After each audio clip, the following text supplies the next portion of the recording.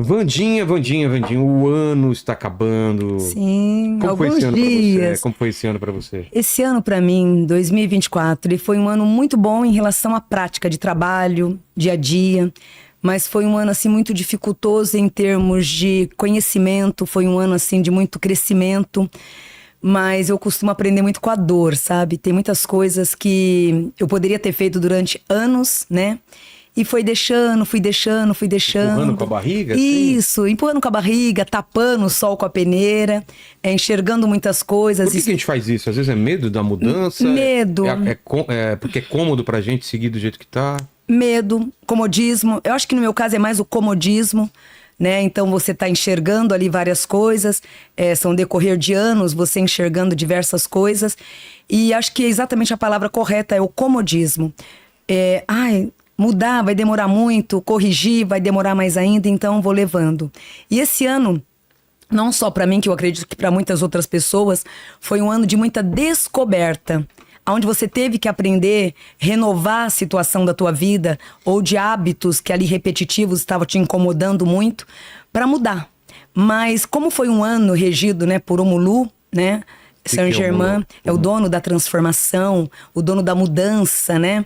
E também, né, o nosso guardião, que é Exu, ele também entrou movimentando todo esse caminho. Então, esse ano foi o quê? Um ano em que você, de repente, estava enrustindo alguma mudança, ou determinada pessoa, tirar determinada pessoa da tua vida, ou mudar de emprego, ou mudar o itinerário da tua vida. E lá no ano passado, que foi 2023, de repente você tapou o sol com a peneira.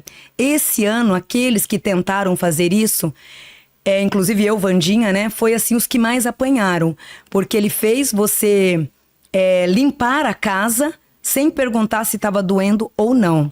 Então, para mim, foi um ano de uma evolução muito grande, de um crescimento muito grande. Eu falei muito esse ano que eu aprendi muito aos meus 51 anos de idade. Porque foi 51? 51, fiz 51. Poxa. E eu tô com 54. Sério? Somos da mesma geração. Aham, então, da mesma geração. 70, você é de 70? 73. Eu sou 73. E eu demorei muito, sabe, pra crescer, pra me evoluir como uma adulta mesmo. E esse ano eu tive que aprender na marra. Então, pra mim, em relação ao conhecimento com a terra, com as pessoas, esse ano foi um ano muito pesado, porque doeu demais. Mas, por incrível que pareça, agora o mês de dezembro, que é o último mês, eu posso te dizer que está sendo um mês maravilhoso. Sabe qual a sensação?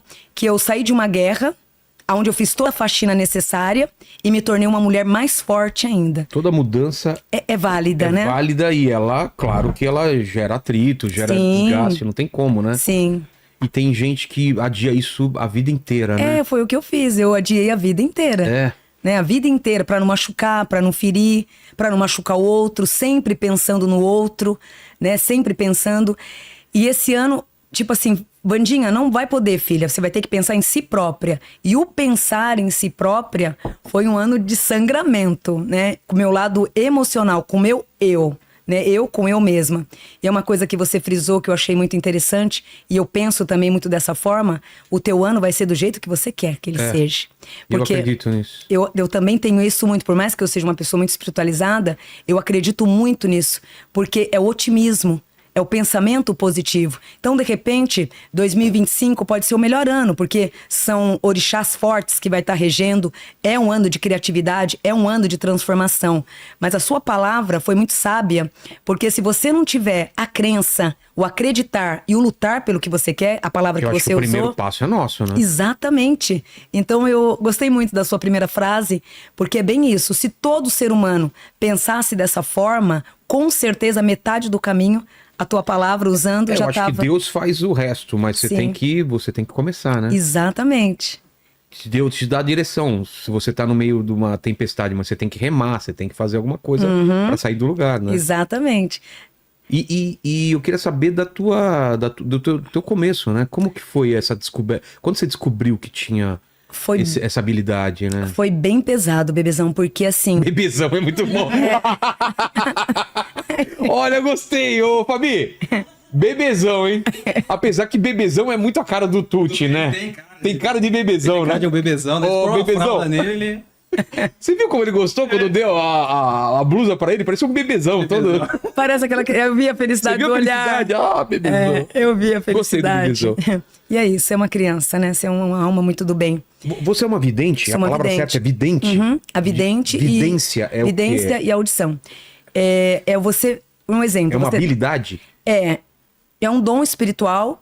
Tipo, você tá sentado, certo. Eu descrever alguns detalhes da tua vida sem que você me fale ele. Tá. Então, isso é o dom da vidência, da clarividência. Mas você usa o mundo espiritual para ter acesso a essas informações? Sim. Ah, tá. Sim. Antigamente, no começo dos 6 anos de idade, quando surgiu, até os 6 anos. Nossa, é muito cedo. Foi cedo e foi assim... Você ficou assustada? Muito. Você lembra? Como que foi? Lembro detalhes. Eu lembro, se você me perguntar assuntos da minha vida aos 4 anos de idade, eu sei detalhes dos meus 4 anos. Dos meus 4 anos de idade até a data de hoje, eu sei muito o itinerário da minha vida. E aos 6 anos de idade foi a minha primeira vidência. Onde eu tive uma vidência, né?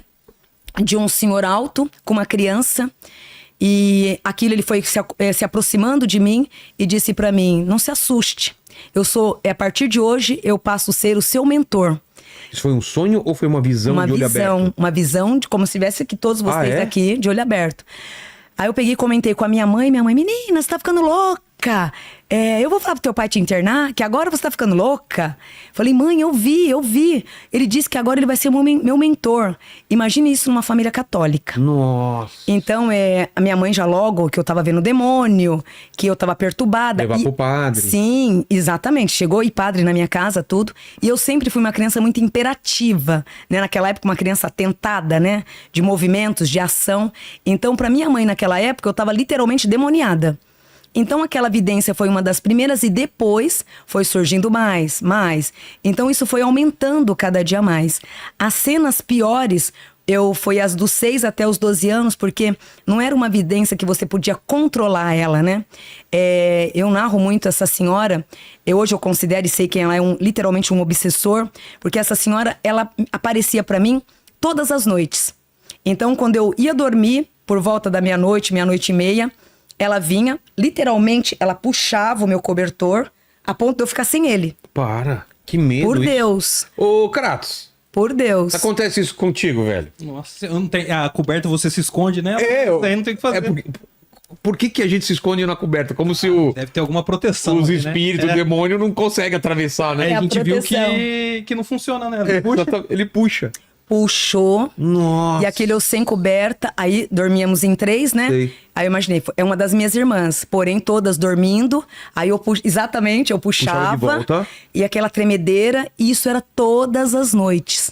Aí o que começou a acontecer? Você conversava, falava alguma coisa? Com essa senhora, não. Essa senhora, com certeza, né, hoje, né, depois de muitos anos, ela foi o meu inimigo oculto, né? Ela foi um obsessor que, infelizmente, quando a Wanda reencarnou, ela veio, eu trouxe ela junto comigo. Qual era... Por que ela fazia? Dificuldades espirituais, perseguições kármicas. Nós temos inimigos físicos, né? Certo. Porém, nós também traz inimigos astrais. Ela era o meu inimigo astral. Mas por quê? O que ela ganha com isso? O ganhar era tirar eu de cena. O propósito maior dela, sabendo que eu era uma médium, que eu podia fazer alguma diferença diante da Terra com o decorrer do tempo.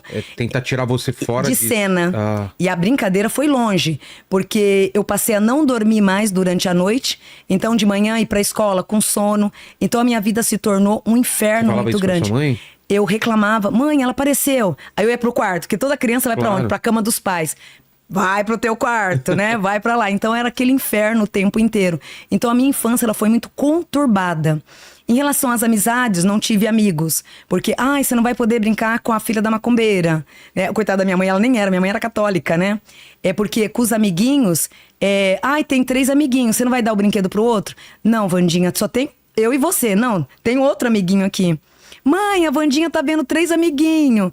Então aquilo gerava uma confusão muito grande entre as mães e eu passei a não ter amigos, né? Porque até então, não vai brincar com a Wanda, não vai brincar com a Wandinha, porque a filha da dona Naira, ela vê espírito, ela é uma menina perturbada.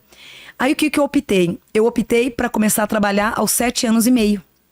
Então, eu literalmente substituí a minha infância. Minha mãe já era uma empregada doméstica na época, né? Aonde eu comecei a fazer os trabalhos domésticos junto com a minha mãe. Porque até então eu não vou brincar com as crianças, porque até então eu vou ser julgada. Então eu vou começar o quê? Trabalhar. Então, aos 7 anos, eu ajudava nessa casa que a minha mãe trabalhava. Eu ajudava minha mãe a lavar louça, a limpar a casa. Tinha um banquinho que eu subia pra lavar as louças. Porém... trabalhando já... eu comecei a trabalhar aos 7 anos e meio, né? 7 para 8 anos. E hoje, graças a Deus, eu agradeço muito também por tudo isso. Mas essas vidências todas eram, assim, perturbadoras.